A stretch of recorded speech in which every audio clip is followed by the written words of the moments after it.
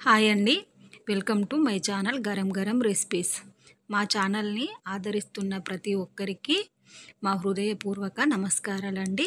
ఈరోజైతే గోరుచిక్కుడు, carrot, boiled eggs fry ఎలా చేయాలో చూద్దామండి. ముందుగా స్టవ్ వెలిగించి గిన్నె పెట్టుకొని ఆయిల్ పోసుకొని అందులో కొద్దిగా జీలకర్ర, కొద్దిగా ఆవాలు వేసుకోవాలి. ఇప్పుడు సన్నగా తరుక్కున్న ఉల్లిపాయ ముక్కల్ని వేసుకోవాలి. అలాగే 2 రెమ్మల కరివేపాకు కూడా వేసుకోవాలి.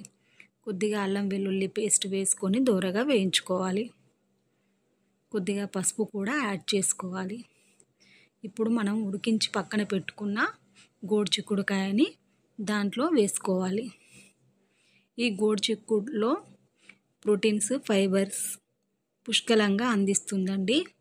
ఈ గోరుచిక్కుల్లో పీచు పదార్థం ఎక్కువగా ఉండటం వల్ల జీర్ణాశయం మంచిగా పనిచేస్తుంది. చూడండి, ఈ విధంగా కలుపుకోవాలి. ఇది పిల్లలు చాలా ఇష్టంగా తింటారండి.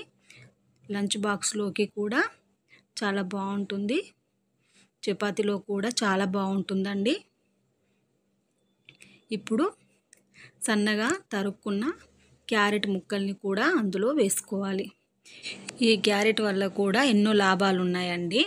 మనకి క్యారెట్ రోగనిరోధక శక్తిని పెంచుతుంది, కంటి చూపుని కూడా మెరుగునపరుస్తుంది, ఎముకలని దృఢంగా మారుస్తుంది, అలాగే చర్మ సమస్యల నుండి కాపాడుతుందండి. ఈ గోరుచిక్కుల్లో, క్యారెట్లో ఎన్నో లాభాలు ఉన్నాయండి.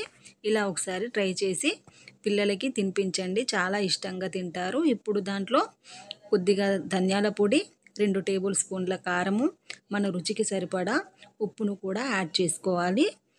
తర్వాత కొద్దిగా కసూరి మేతి వేసుకొని ఇలా కలుపుకోవాలి. దాన్ని 5 నిమిషాల పాటు మగ్గనిచ్చాక కొద్దిగా గరం మసాలా, 1 టేబుల్ స్పూన్ నువ్వుల పొడి వేసుకొని మరో 5 నిమిషాలు మగ్గనివ్వాలి. ఇప్పుడు మనం ఉడికించి పక్కన పెట్టుకున్న బాయిల్డ్ ఎగ్ని కూడా అందులో వేసుకొని మరో 5 నిమిషాలు మగ్గనివ్వాలి. అంతే అండి, సింపుల్గా గోరుచిక్కుడుకాయ, carrot, boiled egg fry ready అండి. ఇలా మీరు కూడా ఒకసారి ట్రై చేసి చూడండి, చాలా బాగుంటుంది. మా ఛానల్ని చూస్తున్న ప్రతి ఒక్కరికి ధన్యవాదాలండి. Like and share, subscribe.